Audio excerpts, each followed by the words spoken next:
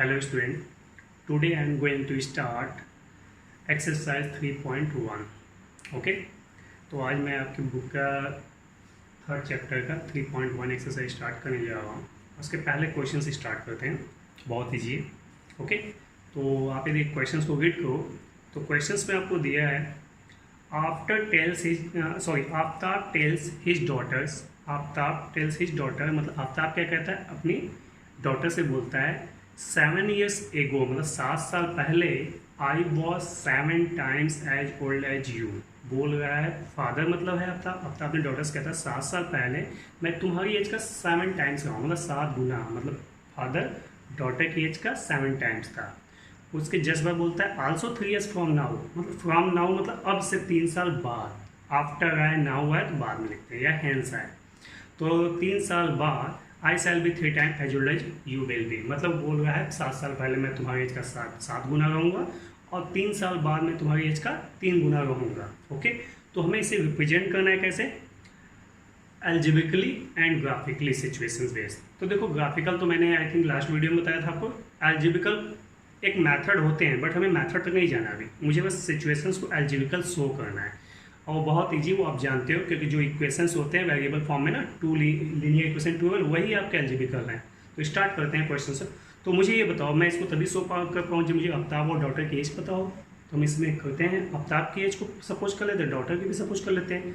तो अब यहाँ पे डॉटर की एज आफ्ताब की एज है, बोल रहा है कि आफ्ताब की एज डॉटर की एज का 7 years एगो 7 times था। तो दोनों को मान लेते हैं, क्या मानेंगे पहले, let present age of Aftab x years, okay, and present age of daughters, his daughter y years. Okay, अब आते हैं कंडीशन की बात करते हैं। क्वेश्चंस में ये दिया हुआ है कि 7 साल पहले क्या फादर अपनी इस डॉटर की एज का 7 times हो। 7 साल पहले, तो पहले लिख लेते हैं फादर की एज क्या है, x है, फादर की एज x और डॉटर की एज y लीजिए। ये फादर बोल रहा है इसकी एज का 7 times, लेकिन कब, 7 साल पहले। तो 7 साल पहले तो ये भी छोटा होगा, तो पहले क्या करते हैं 7 साल पहले तो मतलब -7 यहाँ कर दिया, ये भी 7 साल पहले, ये भी -7 होगा, क्लियर। अब बोला 7 साल पहले इसकी एज की क्या है 7 times, किसकी 7 times, इसकी एज की, जिसकी एज की बोलो सिर्फ 7 times। ओके, इस तरह से मतलब x - 7 मतलब x जो था फादर की एज 7 साल पहले, डॉटर की एज के 7 साल पहले 7 times की। तो इस तरह से एक इक्वेशन यहाँ फॉर्म हुआ, तो इसको और सॉल्व कर लेते हैं। 7y 49, x - 7y को ट्रांसपोज इस साइड करो और -7 को उस साइड ले जाओ, तो आई थिंक प्लस है मतलब -42। ओके, सो इस तरह से आपका फर्स्ट इक्वेशन क्रिएट हो गया। अब आते हैं इसी को करते हैं, क्या बोला था, अब बोलता है आफ्ताब अपनी डॉटर से कि मैं 3 साल पहले, अब से 3 साल बाद 3 times होगा। तो सेम चीज ये आफ्ताब की जो होगी, ये डॉटर की बोल रहे 3 साल बाद, तो दोनों प्लस प्लस की कर दो। हाँ, जब बात का है तो प्लस करते हैं, पहले का है तो माइनस करते हैं। तो करिए इतना तो हमें लगता है सभी को समझ में आ रहा होगा। 3 साल बाद, अब बोल रहा है क्या, फादर उसकी डॉटर की एज का 3 times है, डॉटर की एज का, तो डॉटर की एज तो ये हुआ ना 3 साल बाद, इसी का 3 times मतलब इसी में 3 से मल्टीप्लाई कर दोगे। जैसे आपने क्या किया था, पहले पूछा तो माइनस किया था और 7 times इसका था डॉटर का, तो 7 हो गया। अब इस तरह से सॉल्व करते हैं, x + 3y + 9 x - 3y, 3 उससे ट्रांसफर जाएगा तो 9 - 3 क्या होगा 6। ओके, तो इस तरह से ये इक्वेशंस हमारे पास हो गए। तो यही इक्वेशन जो ये हमारे 1 और 2 है ना, यही एल्जेब्रिकल है, एल्जेब्रिक फॉर्म यही है। तो आई थिंक हमें लगता है एल्जेब्रिक में आपको कोई डाउट नहीं होगा, ये इक्वेशन जो 2 वेरिएबल फॉर्म में आ जाते हैं इन्हीं को हम एल्जेब्रिक बोलते हैं। अब आप नेक्स्ट टारगेट हमारा क्या है, ग्राफिकल शूट करना। चलते हैं ग्राफिकल कैसे आप करते हैं। ग्राफिकल के लिए हमें टेबल चाहिए। अब टेबल कैसे बनेंगे, तो हम क्या करते हैं, आप अपनी कॉपी पे राइट डाउन करिएगा, उसके बाद क्या करेंगे आप, फ्रॉम इक्वेशंस 1 लिखोगे। 1 क्या है, ये, इसको कैसे मैंने बोला था x के फॉर्म में या y की वैल्यू x के फॉर्म में या x की वैल्यू y के फॉर्म में चेंज करना। तो यहाँ से देखो तो क्या कर सकते हैं इसको, 7y उस साइड जाएगा -42, कुछ इस तरह से हम कर सकते हैं इसको। क्लियर। अब बात है इसकी वैल्यू क्या क्या ले, टेबल बनाते हैं हम लोग इसके लिए।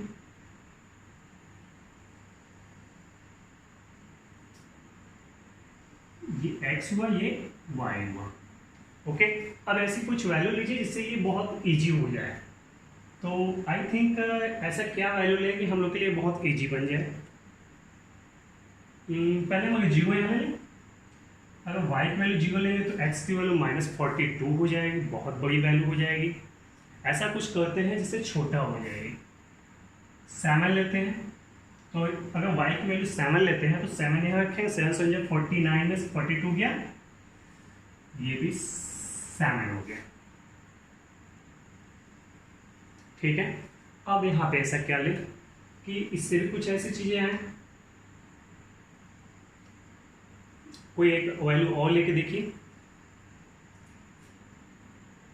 अगर यहाँ 5 ले लेते हैं, 5 से 35, 35 में से 42 जाएगा -7। ये क्लियर है आई थिंक आप लोगों को। यहाँ से मैंने किया +7 -42 था। इसमें आई थिंक हमें लगता है किसी को कोई भी डाउट्स इसमें नहीं होगा। तो मैंने 7 रखा, 7 से 49 में से 42 गया, x वैल्यू 7 आ गई। अब चलते हैं इसको रिप्रेजेंट करना है ग्राफ पे। तो ग्राफ पे रिप्रेजेंट करने से पहले हम क्या करते हैं, इसको भी थोड़ा सॉल्व कर लेते हैं फ्रॉम इक्वेशन। जैसे मैं कर रहा हूँ ऐसे ही आपको भी नोटबुक पे करने हैं। तो आते हैं फ्रॉम इक्वेशन 2 की बात करते हैं। ये यहाँ पे भी सेम चीज़ है, तो इसको लिख सकते हैं x = 3y + 6। ये -3y स्टार्ट जाएगा +3y। इसमें आई थिंक बोलता है किसी को प्रॉब्लम नहीं। चलो अब यहाँ टेबल बनाते हैं। जब भी ग्राफिकल की बात बोले तो आपको माइंड में तुरंत लाना है कि आपको टेबल ड्रॉ करना। टेबल कुछ नहीं, आप इस तरह से वैल्यू लोगे जो आपके लिए इजी हो। मैं भी लेगा वही जो मेरे लिए इजी है। आते हैं x की वैल्यू, यहाँ x करते हैं y। अब यहाँ y की वैल्यू कुछ ऐसा आप रखो, क्या हो सकता है। अगर y की वैल्यू हम यहाँ 0 ले लें तो ये 0 हो जाएगा, ये बचेगा 6। क्लियर। अब कुछ ऐसी वैल्यू लीजिए जिससे ये थोड़ा सा और चेंज हो सके।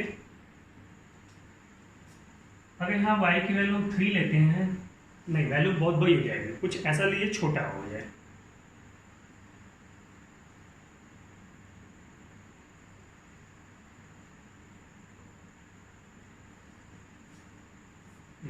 अगर हम यहाँ पे 1 लेते हैं तो कितना आ जाएगा, 0 तो ले लिया। 1 लेंगे तो 9 बहुत वैल्यू हो जाएगा ये बड़ी। तो ऐसा करते हैं थोड़ा छोटा कर लेते हैं। तो आप निगेटिव वैल्यू ले लीजिए, -1। यहाँ में -1 ले लिया तो -3 + 6। कोई डाउट यहाँ तो होगा नहीं। आई थिंक ये वैल्यू तो आप सभी ले लोगे। अब देखो हमें इस साइड की कोई ज़रूरत है नहीं, इसलिए हम इसको रफ करते हैं। ओके,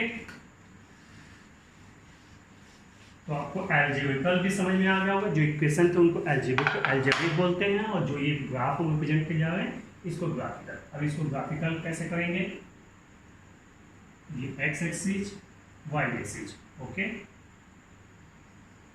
चलो ये हो गई। आते हैं पहले हमें कितना वैल्यू लेनी है। ये देखो मैक्सिमम 7 तक जा रहा है, मिनिमम -7, मतलब ज़्यादा से ज़्यादा वैल्यू 7 तक है। देखो 1 2 3 4 5 6 7।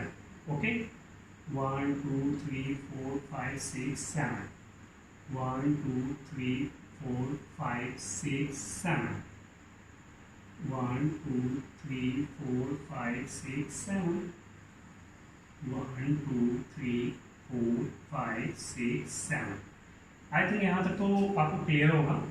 1 2 3 4 5 6 7, 1 2 3 4 5 6 7। आते हैं पहले टेबल 7 7, मतलब x की वैल्यू 7, y की वैल्यू 7। तो x की वैल्यू यहाँ आ जाएगी 7, और ऊपर भी हमारा जाएगा कहाँ पे, यहाँ पे 7। ओके, ये मान लेते हैं 7 7 हो गया। -7 5, तो -7 क्या जाएगा, इस साइड तो जाएगा नहीं, आपको पता है इस साइड जाएगा -7, तो आई थिंक यहाँ तक आएगा। फिर उसके बाद क्या 5 है y 5, मतलब नीचे जाएगा या ऊपर, सोच के बताओ कहाँ जाएगा, ऊपर। तो यहाँ पे आ जाएगा -5। बहुत डिस्टेंस से थोड़ा सा हो गया। ओके, तो ये आपको तो -5 तो क्लियर है यहाँ तक। तो इसकी कुछ और वैल्यू देख ले। ये हमारा देखो -7 है और देन 5 ऊपर चला गया, तो ये हमारा -7 और 5 यहाँ पे आएगा, -7 एंड 5। और हमें इसको क्या करना है, ज्वाइन कर देते हैं। मैंने आपको बताया था 3 वैल्यूज लेने के लिए 2 वैल्यू, जिससे आपको ग्राफ अच्छे से दिख जाते हैं। लाइन्स क्लियर है, हमने ये ड्रॉ कर लिया। थोड़ा सा मेरे पास ग्राफ पेपर तो है नहीं, इसलिए थोड़ा सा आप लोग कंसीडर करिएगा इस चीज़ को, बट आप ग्राफ पेपर बेस पर ट्राई करोगे। आते हैं इस पर 6 0। फर्स्ट इक्वेशन तो हो गया 6 0 की बात करते हैं। यहाँ आएगा 6 और 0 तो जाएगा नहीं, यहीं पे आएगा 6 0। ओके, अब आते हैं -1 एंड 3। ये कहाँ आएगा -1 3? इसी साइड। -1 यहाँ पे आएगा और 3 यहाँ पे जाएगा। ओके, यहाँ तक हमें लगता है किसी कोई प्रॉब्लम नहीं। अब इसको हम ज्वाइन कर लेते हैं। हाँ, अब बताओ इसको रिप्रेजेंट करने से क्या आपको शो होगा कि जब भी हम इसको रिप्रेजेंट करेंगे ये दोनों लाइन इंटरसेक्ट करेगी कि क्या होगी, पैरेलल क्या? तो आप देखोगे ये लाइन क्या होगा, इस तरह से क्रॉस करेगा ना, मतलब इंटरसेक्ट करेगा। तो आपको कुछ भी ऐसा नहीं बताना है, बस आपको रिप्रेजेंट करना था अलजेब्रिकल एंड ग्राफिकल। ओके स्टूडेंट, तो इस तरह से मैंने तो इतना आपको किया, आप भी ऐसे बाकी क्वेश्चन को ट्राई करोगे। इसमें भी 2 क्वेश्चन है, आप उसको ट्राई करोगे इजीली, वो आप कर सकते हैं। मैं उसको अलजेब्रिकल फॉर्म में आपको चेंज करके दिखाता हूँ। ओके, तो ये क्वेश्चन नंबर 2 बहुत ईजी है। The coach of a cricket team buy 3 bat and 6 ball. एक कोच क्या करता है, 3 बैट को परचेज करता है, 6 बॉल को, दोनों कॉस्ट मिला के 3900 रुपीज होती है। ओके, लेटर बाद में, फिर उसके कुछ दिनों बाद सी बाय अनदर, उसके बाद अनदर अ बैट, उसके बाद फिर क्या करता है, वो एक बैट और परचेज करता है, 3 मोर बॉल, 3 बॉल्स भी करता है, तो उसकी कॉस्ट 1300 हो जाती है। आप बताओ एक पेंसिल की कॉस्ट 2 रुपये है, तो 5 पेंसिल की कॉस्ट कितनी होगी? तो आप सिंपली बताओ, मल्टीप्लाई करें 5 2 या 10 रुपीज। तो इस तरह से हमें यहाँ number of bat, number of balls तो पता है नहीं, तो हम क्या करें, इसको सपोज कर लेते हैं number of bat and number of ball कितने हैं। सॉरी, कॉस्ट आपसे पूछा है ना, हाँ कॉस्ट आप परचेज कर लेना कि एक बैट की और एक बॉल कॉस्ट कितनी है। तो हम सपोज कर लेंगे, let cost of 1 bat x and cost of 1 ball y। तो आप मुझे बताओ एक बैट की कॉस्ट x है, तो आपके बुक में पहले क्या किया था, 3 बैट खरीदा है, एक बैट x रुपीज का, तो 3 bat 3x according two questions आप कर लोगे। और उसके बाद बोला कि 6 बॉल भी खरीदा है, एक बॉल की कॉस्ट मैंने क्या किया y, तो 6 बॉल कॉस्ट 6y, और ये दोनों मिला करके आपको कितना पे करना होगा, 3900। सॉरी, कोच को पे करना होगा, आप मत पे करिएगा। Okay, 3900। This is the one. Second equations की बात करते हैं। सेकंड में क्या दिया, later 1 bat and 3 more ball, एक बैट और 3 बॉल आउट करता है। तो एक बैट किया तो क्या हुआ, x लगेगा, क्योंकि एक बैट की कॉस्ट x होगी, और 3 बॉल किया तो 3y हो जाएगा, because cost of 1 ball is the y, then 3y। This is the equal to 1300, मतलब उसको 1300 रुपये देना पड़ता है। ओके, तो आपको सोचने की जरूरत नहीं है, क्योंकि ये 1300 रुपये 1300 रुपीज आपको नहीं, कोच को देना पड़ेगा। तो in this way you can see here with this and this is the algebraic form. Okay student, तो अलजेब्रिकल फॉर्म मैंने बना दिया।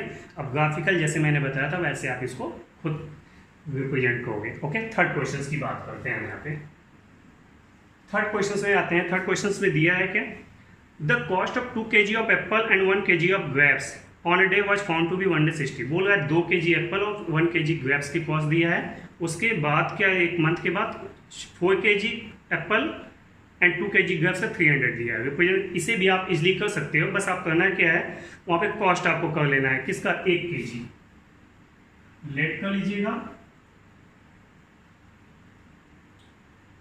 Cost of 1 kg apples x कर लेना, और 1 kg ग्रेप्स आप क्या कहोगे, y। अकॉर्डिंग टू क्वेश्चंस आपको करना क्या है, 1 kg Apple cost x rupees है, तो कितना ले रहा है पहले बार में आपने, 2 kg एप्पल आपने लिया है और 1 kg ग्रेप्स, तो 2 kg एप्पल लिया, 1 kg का x है तो 2 kg का 2x, और 1 kg ग्रेप्स लिया, 1 kg ग्रेप्स कॉस्ट y दिया, और दोनों मिला के आपने कितना पैसा परचेज किया, सॉरी पे किया है 160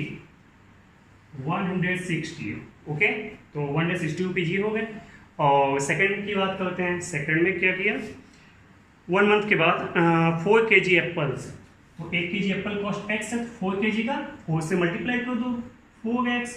उसके बाद ग्रैप्स कितना लिया, 2 kg ऑफ ग्रैप्स, तो एक ग्रैप्स y है 1 kg का, तो 2 का 2y, this is the plus. तो आपने कितना पे किया, सॉरी आपने नहीं पे किया, वैसे इस टाइम आप भी पे कर सकते हो। तो क्या वो 300, this is the second okay. तो इस तरह से अगर आप देखो इक्वेशंस ये एल्जेब्रिकल फॉर्म में रेडी है। बस अब आपको क्या करना है, इसको ग्राफिकल सिचुएशन करना है, टेबल बनाने हैं, आपको वैल्यू पुट करना है अपने इजली अकॉर्डिंग, जैसा भी आपको लगे इजी वैसा ही ओके। तो इन दिस वे 3.1 एक्सरसाइज आपकी ओवर हो गई ओके। नेक्स्ट वीडियो हम नेक्स्ट मेथड को लेके आएंगे, that's an algebraical method okay. तो आप इतनी चीज़ें करोगे ओके, और अपने प्रैक्टिस करते रहिए।